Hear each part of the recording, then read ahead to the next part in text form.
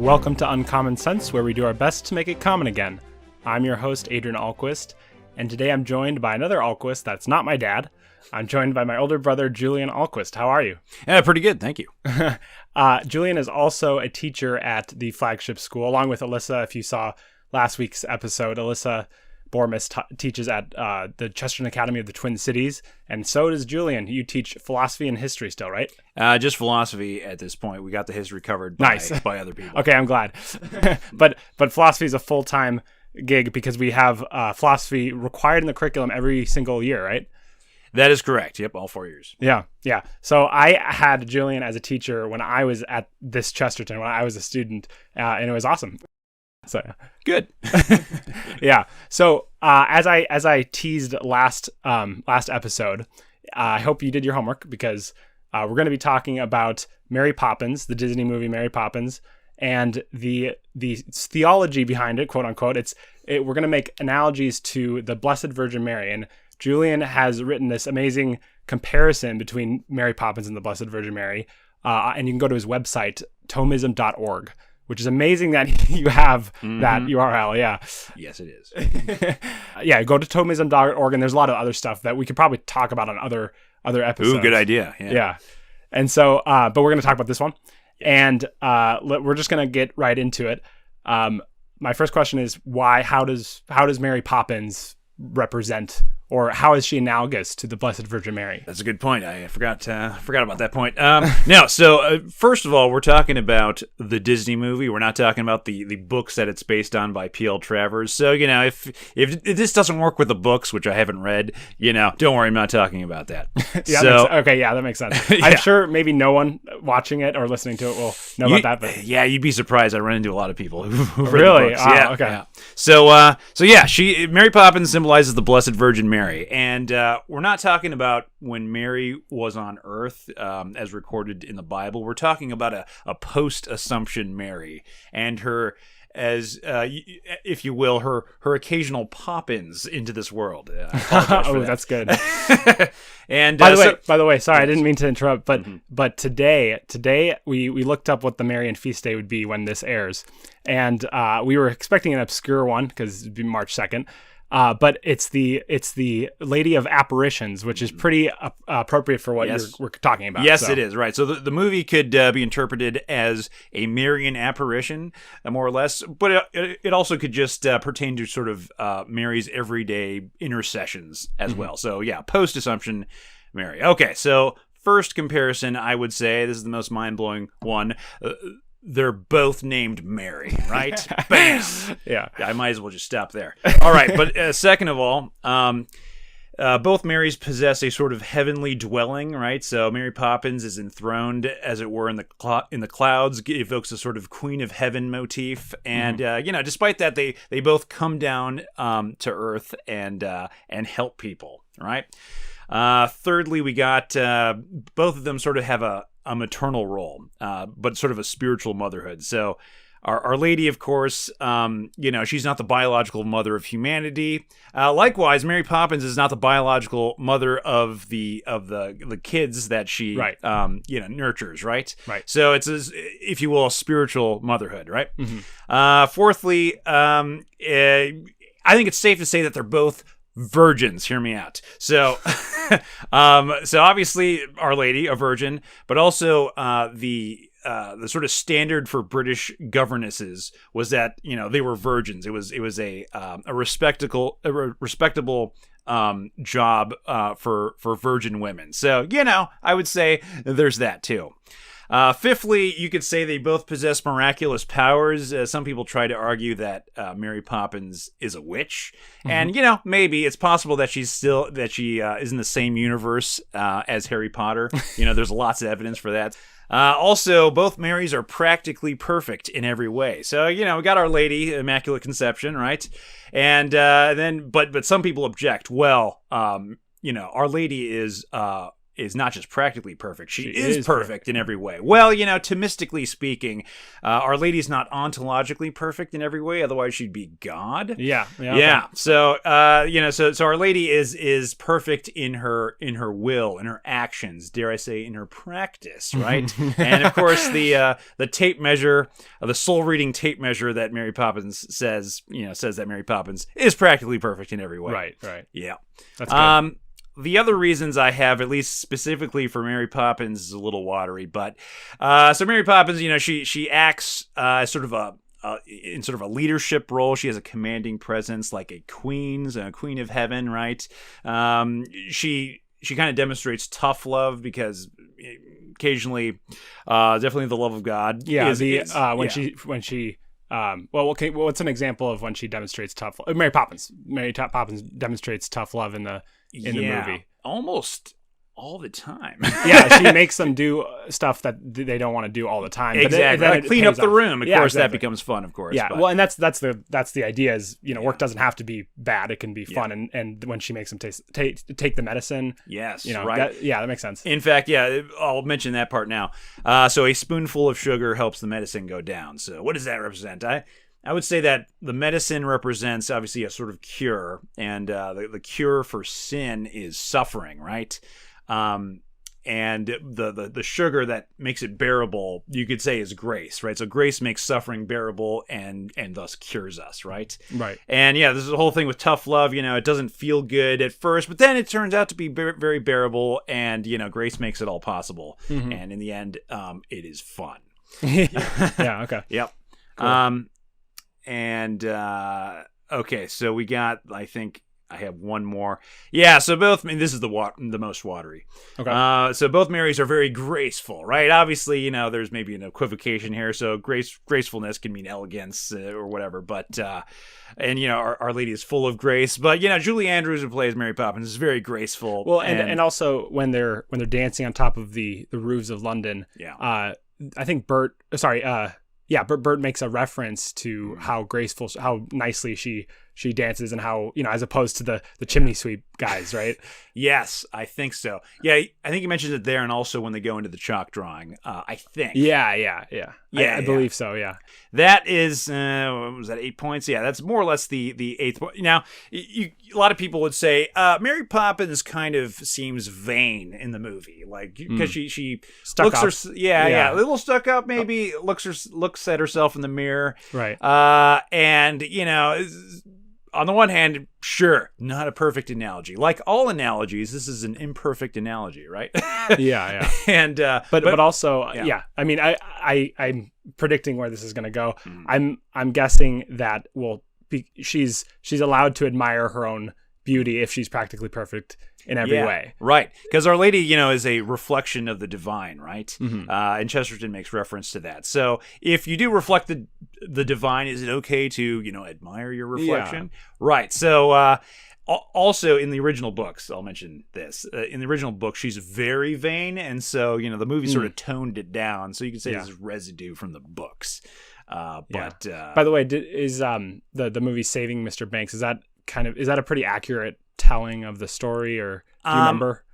I mean, I don't know the precise details, but I think I think P.L. Travers condemned the movie even more so than what was portrayed in Saving Mr. Banks. I think she really, really disowned the movie. That's wow. Yeah. I just remember a cool thing that happens. I remember in the movie, and it's true, because when they're writing a spoonful full of sugar helps the medicine go down. Yeah. They were trying to figure out, they didn't sound right. They couldn't figure out the right melody. And then they did something I would argue is paradoxical, where they would go up when they'd say the word down. So it was go down. Like the song goes actually up in pitch. And so that's I would say that's Chestertonian, that it's very paradoxical, and that what just made that song work. Yeah. Good point. Yeah. And it brings to mind, of course, that Chesterton quote, "Angels can fly because they can take themselves lightly." Ooh, yeah. And which is my favorite quote. That's my favorite Chesterton quote, by the way. Man, nice. I'm on record saying that. Yeah. And then I think in the same quote, or at least shortly after, he says, "Satan fell by force of gravity." Right. Ooh, yeah. So obviously, Mary Poppins and characters that are connected to her Fly. are like levitating, Yeah. or at least semi-levitating. There's levity, right? Because they're taking themselves lightly, Yeah, and yeah. oftentimes laughing, at the same time. Nice. So yeah, there's that. All right, so that is more or less the specific stuff. Well, I guess I'll mention this before I forget. So at the end of the movie, of course, Mary Poppins is assumed into heaven, basically, right? Yeah. I just wanted to add that, of course. Okay, cool. All right. So Nice. So that's all of the ways, at least on the surface level, without getting to the other characters. I think the other characters, when we talk about them, will also still support this theory. Okay, that's good. Exactly. Well, let's talk about the next person on the list, which is Bert. Yes. Mr. Dick Van Dyke. Yep, Dick Van Dyke. All right, with his brilliant accent. All right, so Bert. All right, so he has this close relationship to Mary, so much so that they almost seem to be a couple at times or something. There's an important verse Poppins sings that I think sheds some light on their relationship, and apparently P.L. Travers insisted this line be put in.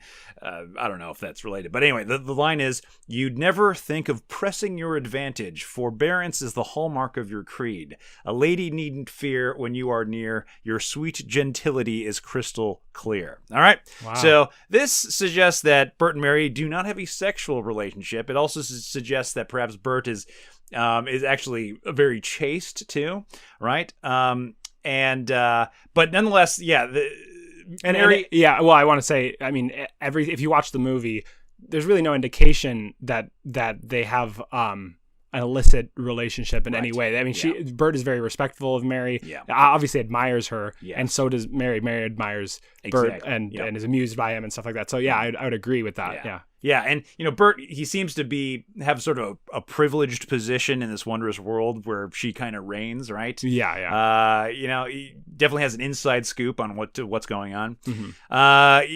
And as Poppins acts as sort of a spiritual mother to the children in the movie, Bert is sort of a kind of a foster father to the children at times. All right, so if Poppins correlates to the Virgin Mary, who would Bert correlate to? Saint Joseph, of course. Obviously. A lot of people get this at this point. And what's cool is that our Lenten campaign this Lent is based on Saint Joseph. So that's right. A lot of maybe people watching this will be going along this journey with Saint Joseph. So hopefully maybe you'll be able to see some of those comparisons. But awesome. That makes sense. That totally makes sense. Yeah, it kind of does, right? Yeah. Nice. We see Bert working a bunch of menial jobs, which can bring to mind Saint Joseph the worker. There's an interesting line Poppins says to describe Bert, namely, he's a diamond in the rough, and that underneath your blood is blue. So being blue-blooded means you have royal blood. Saint Joseph, of course, was descended from royalty. He actually did literally have royal blood. He was descended from King David, right? Right. Yeah, exactly. Yeah. That's why Jesus is right? But he's a diamond in the rough. So, Saint Joseph, he wasn't a rich man despite his royalty. Likewise, Bert, he's apparently blue-blooded, but of course he looks pretty impoverished too. Yeah, that's cool. Okay, awesome. Yep. Yeah, that makes sense. And next on the list, well, you mentioned them already, but the children, Jane and Michael. Yep. So more or less, they're Marian apparition seers. They could also just kind of represent humanity as a whole. Yeah, exactly. Because Mary we refer to her as our mother. As exactly. Well. Yeah. And you could say that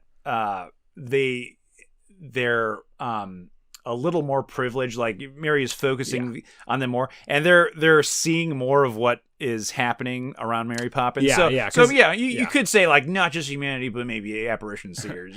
Yeah, I mean towards the beginning, they see Mary slide down and slide up the railing and stuff, and the parents I remember don't really see it until the end, and that's what's kind of interesting. I mean, so did we have anything else on Jane and Michael? That is about it. Yeah. Okay, yeah, that makes sense. Yeah. So I think next we have Mr. Banks. Yeah, this is a good one. Mr. Banks is the dad of Jane and Michael. Yep. So George Banks, he kind of represents fallen man, probably fallen modern man in particular. So he's a materialist in perhaps more ways than one, but definitely cares about money, worldly wealth. Right. He thinks that's where happiness is. He's a worldly banker.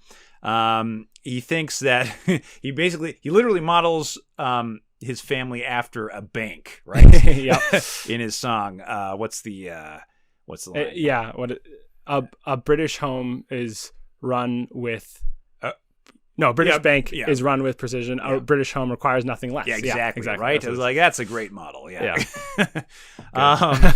So he also disapproves of the sort of nature-defying tales told to him about Mary Poppins, like a tea party on the ceiling. Get out of here. There's enough of this nonsense. But yeah, he wants to follow certain kind of customs and rules, sort of traditions of man, but he is like, what is it all for? He's like, it's to prevent a ghastly mess or whatever. It's not clear what he's after. Yeah. And that's a good point. Yeah.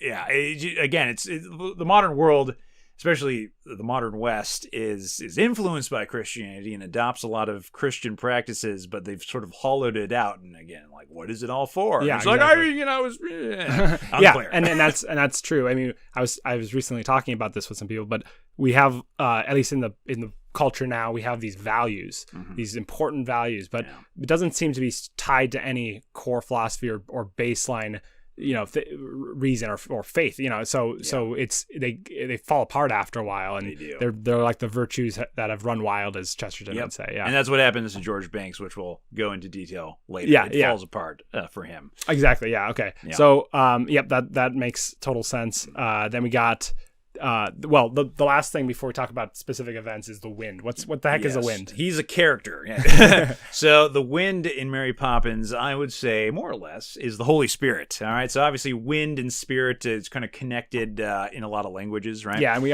always talk about the Holy Spirit as a gust of wind. Yeah, and the breath and whatnot. The air gives us life. The Holy Spirit gives us divine life. Right. And at the beginning, the wind is shifting. Bert notices the shift in the wind, and he thinks this is important. Something's happening, and everybody's like, "Huh, what's going on?" Yeah. So Bert is attuned to basically the spiritual life, or the spiritual realm. And Saint Joseph is actually the patron saint of the spiritual life, right? And so that's when Mary Poppins comes.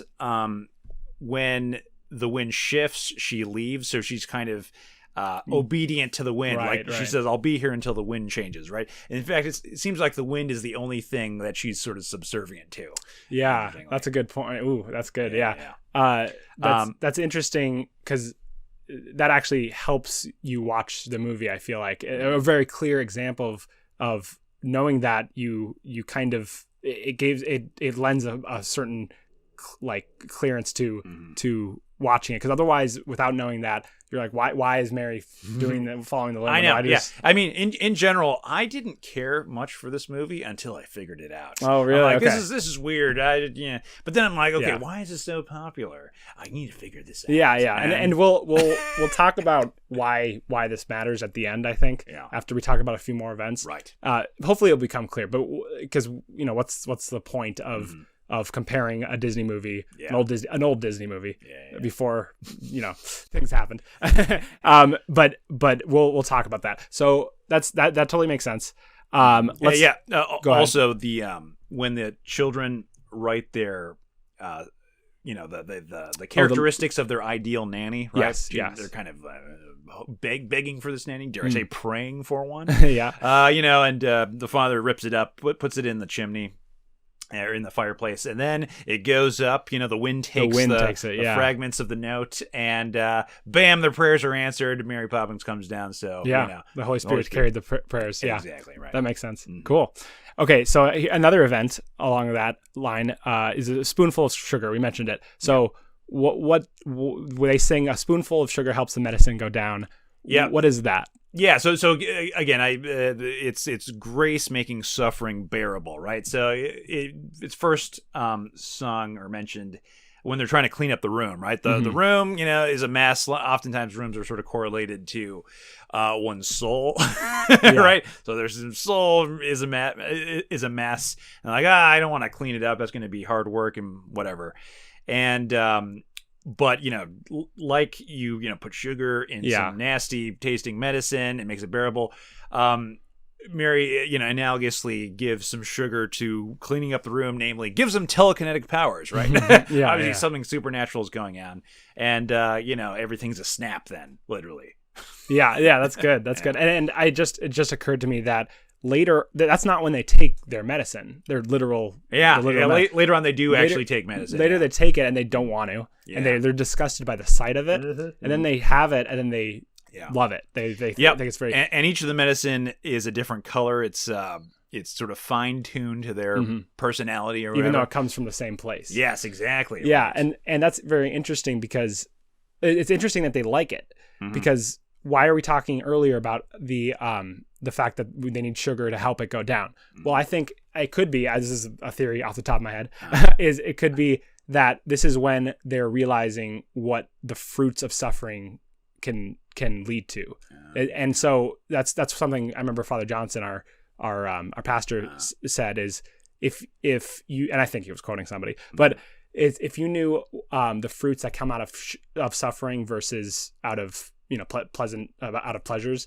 you would only ask for suffering. Yeah. Nice. So that's I think that's a really interesting thing. Like sometimes we're not attuned to what suffering can, the fruits that suffering can lead to, and so that's sometimes you need some sugar to help it go down. Yeah, but if you are, I think later in the movie when they take it, that could be the case. So yeah, that's awesome.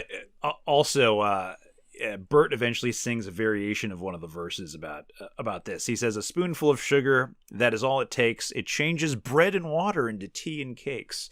A spoonful of sugar goes a long, long way. Have yourself a healthy helping every day." So bread and water into tea and cakes, obviously, is kind of Eucharistic sounding. In fact, whenever tea is mentioned, you could say it's possibly a Eucharistic reference analog. Yeah, exactly. Okay. And have yourself a healthy helping every day and daily mass, right? yeah. Nice. Okay, good. That makes sense. So the next thing I want to talk about, and we're going to probably go out of order, but we're going to talk about the feed the birds scene when they come across the old lady who's feeding the birds in front of the cathedral on the way to the bank. I remember Mr. Banks is taking them to the bank. Yes. But then they want to feed the birds along with the lady because she's asking for that. And by the way, that's my favorite song in the movie is Feed the Birds for sure. Yeah. But yeah, so what's that about? Yep. So this scene's interesting because it's in front of St. Paul's Cathedral, so a literal church, right? And not our St. Paul. We have a St. Paul Cathedral in Minnesota. Yeah, and technically it is an Anglican church, but So an old lady is feeding birds in front of this church. The birds are clearly not representing just birds. They're probably representing people, even souls. So in early Christian iconography, a dirty bird represented, a soul that's in sin. And then a white dove represented a purified soul, especially springing from purgatory. And in the cinematography of the scene, it eventually backs up and a bunch of these once dirty pigeons are looking like glowing doves, flying to the sky. That's right. That's right. Yeah. Yeah. And, Mary is saying, feed the birds, spend some money to feed them. So, and it's like, okay, do something, spend some money. It'll help some souls. It's indulgences, exactly. And one line that Mary Poppins sings is, all around the cathedral, the saints and apostles look down as she sells her wares. Although you can't see it, you know they are smiling each time someone shows that he cares. That's good. I want to say that I couldn't remember the exact phrasing, but that was my favorite line. I wanted to mention it. That's definitely my favorite part of my favorite song. Yeah. And it's really amazing because that's where the music kind of changes and swells there. It's really, really cool. And that's super Catholic because they're talking about the saints and apostles looking and smiling on you. I mean, technically, Anglicans sometimes do say such things, but yeah. Yeah. So eventually Michael is confronted with the decision of putting his tuppence, his 2 pennies, to give to the bird lady or to the worldly bank, right? And his father sort of forces him to go to the bank. Michael never willfully gives the money to the bank. But it's a decision. Where do you put your wealth? In more sort of charitable heavenly ventures or worldly ones. Right? Yeah. Right. That's awesome. Cool. Okay, and then this kind of leads in to the next thing where Mr. Banks. He gets fired from his job. Right. And he gets fired, I think, because of this fiasco that happens when the kids don't want to, like, they cause a total ruckus in the bank, and Mr. Banks loses his job. Yes. And then I remember he leaves and he's super happy all of a sudden, and we're like, what's going on? Yeah. So can you explain what the symbolism is behind that event? Yes. So George Banks, again, he's a materialist. He's a fallen man. But in some sense, he actually becomes a kind of Christ figure. Right? So, we're meant to imitate Christ. And exactly, Christ, died and resurrected, right? And we're supposed to die to self. And it's, that's painful, obviously, and then be resurrected, right? So Mr. Banks has sort of his first role model is the elder Mr. Dawes, who's the head of the bank, who represents sort of the false happiness of the world. And he kind of looks to him as a father figure. But then Bert eventually, in a sort of brief song to Mr. Banks, that lightly suggests that maybe that's not what happiness is. It's more about family and stuff. And so Bert kind of gradually starts to replace the elder Mr. Dawes. And ironically, of course, Bert and the elder Mr. Dawes are both played by Dick Van Dyke. So it's like competing I forgot father, that. Wow. Okay, father figures. Yeah. Yeah, I bet not everyone who watches that knows that, because they do a good a makeup job. Let's just say, yeah. They do, yeah. Okay, right. So he's gonna get fired. Mr. Banks goes down sort of a lonely, melancholic road to the bank at night. He's like, oh, his life is over. There's almost sort of a Garden of Gethsemane type vibe as he goes through some, for sure. Yeah, some vegetated scenes, and he stands before the Sanhedrin, if you will, or just you could say just Calvary, and they fire him, right? The worst thing that possible in his at least former mind happens. Yeah, exactly. Right. Yeah. So they but what happens? He realizes because of this sort of death that he encounters, he's sort of freed and liberated, and his paradigm shifts. He realizes. He once blamed Mary Poppins for everything, for all this fiasco, and now he actually says, "Oh no, it's Mary Poppins. She figures it out. She knows what's going on." And of course, the worldly bankers are saying like, "Oh, he's gone mad, right? Oh, those weird Christians, right?" And then Mr. Banks leaves, completely filled with joy. Yeah. Okay. Yeah, that's right. And then actually that leads into the next event that we want to talk about is when they fly the kites. Let's go fly a kite. Oh yeah, right. So Mr. Banks, the head of his family, is now redeemed, and he fixes. He kind of goes to the dark night of the soul. Exactly. Yeah, dark. Yeah. In fact, it was a dark night that happened. Yeah.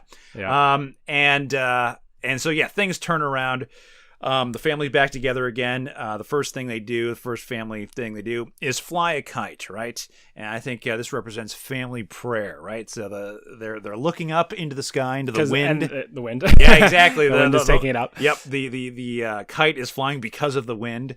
Feels the kites kind of feel miraculous in that way. Yeah. Even Michael, when he's holding the kite, it looks like the string kind of looks like he's sort of praying a rosary almost. Yeah. And the family that prays together stays together. They're all kind of focused into the sky because of the kite, and all is well. In fact, he even gets his job back. So even when you lose something because of a conversion, sometimes you even get that back. Yeah. That's cool. Wow. Okay, cool. I have one more thing to talk about. Okay. And it's earlier because the Let's Go Fly a Kite, that's at the end of the movie. Yep. Let's talk about probably the most famous part, the supercalifragilisticexpialidocious. Yes. So that sounds like gibberish. Yep. Just a random thing. And it might have, from the writer's perspective, maybe they did just string some words together. Yeah, the interview suggests that's what kind happened. of it. Yeah. Okay. But maybe the Holy Spirit did act as they were writing. Yes. And let's dissect the word. Right. Go ahead. Yeah. So context for this is that Mary Poppins has just won a horse race. This is when they're in the chalk drawing. Which, by the way, one of the songs in the chalk drawing is "It's a Jolly Holiday with Mary." Holiday, of course, originally meant holy day. Exactly. Right? Yeah. So she just won a horse race. She's being very thankful that she's being honored in this way. Oftentimes, winning a horse race symbolizes gaining salvation, as St. Paul says. Oh wow, okay, yeah. Well, at least he said a race. I don't know if it was specifically a horse race. I can't remember. But anyway, whatever. And so then he's like, "What are you gonna say, Mary?" And she says, "Well, I'll say supercalifragilisticexpialidocious." Right. So it's a kind of it's a kind of Magnificat, right? So Magnificat is sort of a is a song of gratitude celebration for a gift that's been given Mary, right? And so really anytime a character also says that word, it's kind of like they've received something good, and they've basically received grace in a big way. And the characters who can't say that word means they have a problem still. And then when they finally can say it, they're good. Okay, but anyway, let's dissect the apparent etymology of this word, right? So you can break down the word into apparent Latin roots. Okay, so let's do the first one. So, I know super. Yeah, super means above. Yeah, above or upon, whatever. I say upon here. Okay. All right. So super, upon. Then Kali. This looks like the Latin word calix, which so you're going out of order, right? You're skipping. No, super Kali. Oh yeah, sorry. Yeah, okay. yeah. So Kali is it looks like calix, which means a chalice in Latin. Yeah. Okay. So notably, the Blessed Virgin has often been characterized as a chalice, since she was a sacred vessel. And so so far we have upon the chalice, super Kali, upon the chalice. Then we got fragilistic, all right, which looks like the Latin word fragilis, which means fragile. So liturgical texts often use the word fragilis apparently to refer to women as the weaker sex, often in the context of how sin entered the world through the weakness of a woman, Eve, but that salvation also entered through a woman as well, namely through the Virgin Mary, right? So furthermore, Latin adjectives commonly come after the nouns they modify. So presumably fragilis would be modifying calix. Okay. So far, super Kali fragilistic can be translated upon the fragile chalice. All right. So next word, expiali. So this looks like the Latin word expiare, which means to expiate or to atone for. Yep. Right. Expiation is the act of atonement, or the process of atonement. Exactly. Yeah. Right. So it's in religious context, of course, it's to expiate sin, right? Yeah. To pay for sin. So far, therefore, we have. So super Kali fragilistic expiali means something like upon the fragile chalice that expiates or something. All right. Then lastly, docious. Looks like the Latin word docilis or docilitas, which means docility. Docile. Yeah. Gentleness, meekness, submission, subservience, obedience. Obedience. Okay. Yeah. So, perhaps the most celebrated act of the Virgin Mary was her obedient fiat. That is the answering yes to God's plan for her that would bring salvation to the world, after which, the Magnificat is sung. So, in summary, the complete etymological definition of the word supercalifragilisticexpialidocious means something like upon the fragile chalice that expiates through obedience. Wow. Bam! Wow. Or something along those lines. Dang, yeah. That's pretty amazing. And I wouldn't say there were too far reaches in that translation. That was pretty good. Part. Yeah. I mean, obviously the endings, aren't there. Yeah. But Latin is, you can play around with the right. And that's common for etymologies. Exactly. When you break apart a word into its original Latin or Greek roots, sometimes they're tweaked a little bit. Right? Exactly. So, yeah. Cool. That's really awesome. Well, there you go. Yep. Okay. I think that's. Did you want to mention anything else before I have my last kind of topic or question? I mean, I guess the chimney sweeps. That's kind of that's a 12-minute dance number. So. Yeah, that's true. So what's the deal there? And chimney sweeps, I have a couple different theories on what they mean, but I think the one I settle on currently is that they're saints, perhaps even angels, right? So they have the sort of magical levitation-y type thing that Mary has, but not as good, right? She outdoes them, right? Yeah. They're also, above everyone else physically, right? Kind of in a heavenly realm, right? Yeah, and what's funny is they what the kids the prayer goes up the chimney. Yeah, that's right. And that's how it's carried to God. That's right. Yeah. Right? So the whole And so they're up there. chimney sweep world is obviously a spiritual one. Right? Yeah. Okay. Yeah. I have other theories about what they mean, but that's a pretty good one. They're happy. And right, they're happy. Yeah, they're happy. Yeah, that's yeah, a big yeah. part of it. They look, sometimes the ideas of the saints is that they're miserable, and no. Yeah. Okay. Cool. All right, that makes sense. So my last thing, which I hinted at, was why does this matter? I mean, for some people, that this is a ridiculous venture. Yeah. That why are we talking about why are we making analogies to this kids Disney movie to our faith and some people think we shouldn't do that. I've had comments, you should. I don't even know how to represent the argument, but they don't think we should make those analogies. Yeah. But why would you say it's important to do so? And I have my theories too as well. Yeah. I mean, I don't think it's anything too mind blowing. It's if you can look at something in a way that makes you think of Mary, God, Jesus, then that's good, right? By the way, that's so I think Muslims think that the Trinity is Mary. Oh, God, yeah. Jesus. I That's not what we're saying. Yeah. That is not the Trinity. but Mary, if it makes you think yes. of good spiritual realities, right? Then fantastic. In fact, if you like something that seems totally divorced from God in your life, the question is, well, why do you like that thing, right? Yeah. I mean, people are fans of all sorts of secular and popular art, but if they make no effort to try to link that to their faith, then maybe that might not be bad. But the question is like, well, why do you like it, right? Right. And if there is no connection, should you like it? Yeah, right. But if there is a connection, why not make it? Yeah, exactly. And right. and I think I was talking about this with Alyssa, which is that if God is everything. Well, all being at least, and if God is in everything, why aren't we talking about everything? Why do we try to pigeonhole ourselves? And I think a lot of people who err on the side of being too puritanical fall into that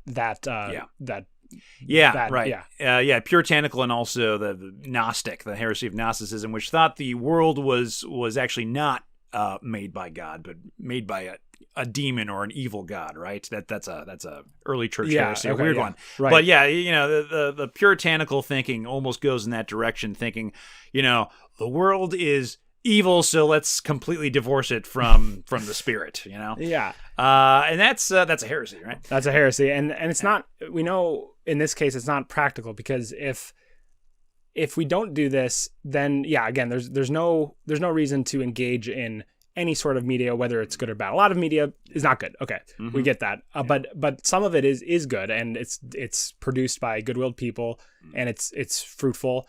And if we ignore those also, well, how do we expect to take it back for ourselves? We're not going to do it. It's always going to be, funded by people who aren't good-willed, and it's going to be produced and indulged with. It's just not going to ever be a good thing. And so we can do well by supporting something that clearly is inspired in some way by good things, by God. And I think that's I mean, if the scripture says, woe to those who call good evil and evil good, right? So obviously if there's something evil, don't call it good. But if there's something good, don't call it evil. Otherwise, woe to you, right? It's definitely condemn things that need to be condemned. But if things don't necessarily need to be condemned, but you condemn it, that's a bad thing. Yeah, exactly. Yeah. And also, there's a quote from Don Bosco, which I've been thinking about for in recent years, especially because it pertains to teachers specifically. Okay. Namely, like what your students like, and they'll like what you like. Yeah, and I think I've quoted that on the podcast. Yeah, but I don't remember, but that's good. Yeah. And I specified, that doesn't mean like the bad things. That doesn't mean that your kids are going to like bad things sometimes. Yep. But if it's not a bad thing, then like it, because you can relate to them, and they will appreciate that, and you can lift them up to your level. Exactly. Bingo. Yeah. Right, so it's obviously really tempting oftentimes to condemn things that are popular. Very tempting. Very tempting. Yeah. Oh yeah. For sure. Right. But you don't go at this with a sledgehammer. Go at it with a scalpel. Right. Exactly. And that's we say Belloc sometimes goes with the hammer. Yep. But I think Chesterton goes in with the fencing sword or the scalpel. Right. Yeah. Exactly. Yeah. Right. That's good. And if people like something, and you say that it's bad or completely unrelated to the faith, but it could be connected to the faith in some analogous way, but you're saying no, it's nothing to do with it, then that you missed sort of an opportunity for evangelism. For evangelism, right. Exactly. Yeah. So if they found something and it might be leading them towards the faith, and obviously that thing is not perfect. Nothing in the world is perfect. Right.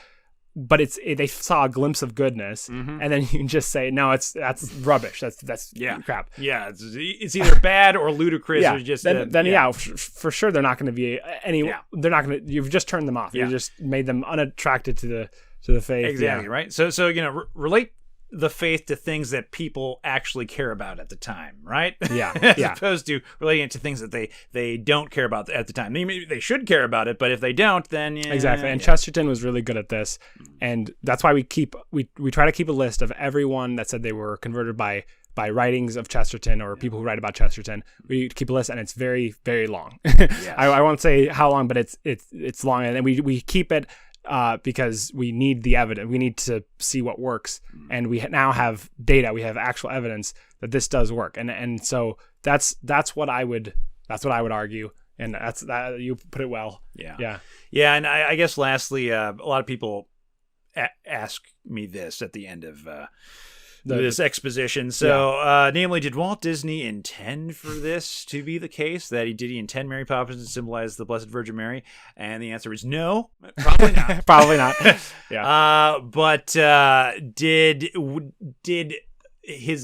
this movie nonetheless have indirect inspiration from Western civilization, which has been formed by the Catholic Church and all this stuff, and thus can you say was there an indirect inspiration at the very least? Yeah, probably. And the more and more people attack Western civilization and try to get rid of stuff, because it's Christian, a lot of secular people are like, oh wait, no, I don't want that to be let go, and they realize, I like a lot of things. I like a lot of things that the church, set in motion, and interesting. Yeah. So the more and more, Western civilization seems to go downhill, the more and more we realize, the church really did form Western civilization in ways that we've kind of forgotten about. Yeah, perfect. Yeah, that's good. Well, that's all I have. I mean, did you have anything else?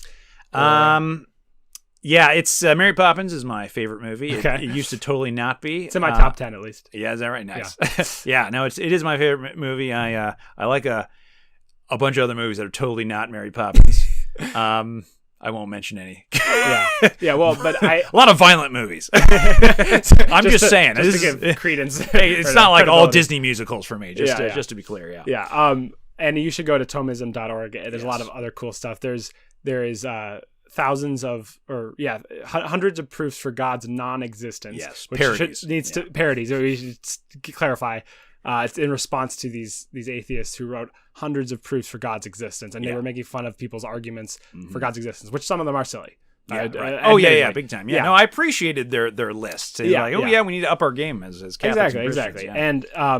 And so, but then we need to balance it out a little bit. Yes. And you wrote hundreds of proofs for God's non-existence, making fun of atheists, making fun of terrible atheist arguments. Atheist arguments. Yeah, exactly. And we should probably have a different episode on specific things else you've written. Oh, sure. You've written on how Star Wars is analogous to the Vatican II, right? Yeah, the history of Vatican II. Yep. Pretty awesome. Yep. But but thank you so much for being on and giving that very intense intellectual exposition. Yeah. No problem. My pleasure. Yeah, thank you. All right. And thank you for listening. Oh, by the way, visit ChestertonSchoolsNetwork.org to find out more about the Chesterton Schools Network, or you can visit our specific site for our flagship school, ChestertonAcademy.org. And that's the last thing I wanted to say. Thank you all for listening. Until next time, help us to make uncommon sense more common. God bless.